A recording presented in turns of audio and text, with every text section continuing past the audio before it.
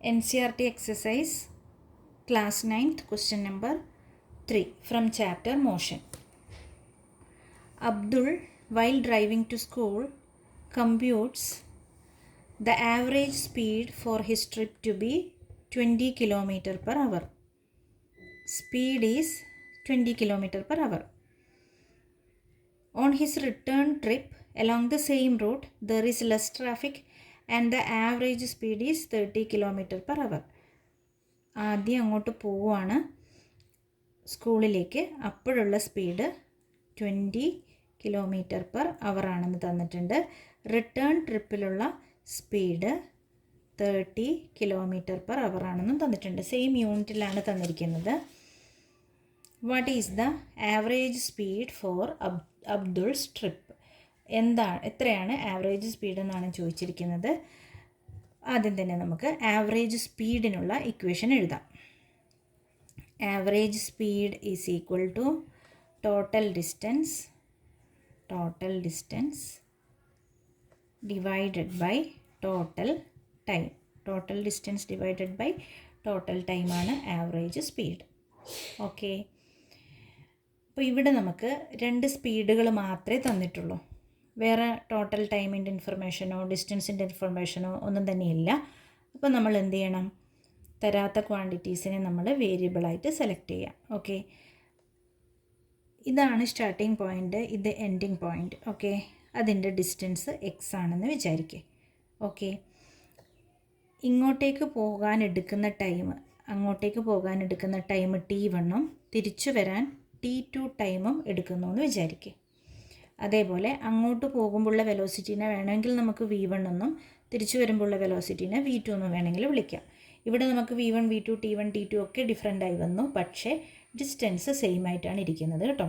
Distance X തന്നെയാണ്, അങ്ങോട്ടായാലും ഇങ്ങോട്ടായാലും. Okay, ഇനി നമ്മൾ V1 ഒരു എക്സ്പ്രഷൻ എഴുതി നോക്കാം. V1 എന്ന് പറഞ്ഞു കഴിഞ്ഞാൽ എത്രയാണ്? വെലോസിറ്റി അല്ലേ, സ്പീഡല്ലേ. Speed is equal to distance by time. അപ്പോൾ എന്തെഴുതാം? X by T1. V2നെ എങ്ങനെ എഴുതാം? X by T2, distance by time. Okay, അപ്പോൾ ഇവിടെ നമുക്ക് ടോട്ടൽ ഡിസ്റ്റൻസിൻ്റെ സ്ഥലത്ത് എത്ര എഴുതാം? ഒരു ഭാഗത്തേക്ക് പോകാൻ എക്സ്, തിരിച്ചു വരാനോ എക്സ്. അപ്പോൾ എക്സ് പ്ലസ് എക്സ് അല്ലേ. ഇനി നമുക്ക് ടോട്ടൽ ടൈമാണ് വേണ്ടത്. ഈ ഇക്വേഷനിൽ നിന്ന് നമ്മൾ എന്ത് ചെയ്യും? ടൈമിനുള്ള ഇക്വേഷൻ എടുക്കുക. T1 is equal to X by V1 എഴുതാലോ. അതുപോലെ T2 is equal to X by V2 എന്ന് എഴുതാലോ. അപ്പോൾ ഞാൻ അങ്ങനെ മാറ്റാൻ പോവാണ് ടൈമിനെ. X by V1 plus X by V2. ഇവിടെ V1ൻ്റെയും V2ൻ്റെയും വാല്യൂ നമുക്ക് തന്നിട്ടുണ്ട്. Okay, this is equal to X plus X 2x. ഇവിടെ എനിക്ക് എന്ത് ചെയ്യാം? എക്സ് രണ്ട് സ്ഥലത്തും കോമൺ ആണല്ലോ. അപ്പോൾ എക്സിനെ ഞാൻ പുറത്തെടുക്കുന്നു. 1/V1 plus 1/V2. ഒന്നുകിൽ നിങ്ങൾക്ക് ഇതിന് മുമ്പേ സബ്സ്റ്റിറ്റ്യൂട്ട് ചെയ്യാം കേട്ടോ, കുഴപ്പങ്ങളൊന്നുമില്ല. ഇനി എന്ത് ചെയ്യാം?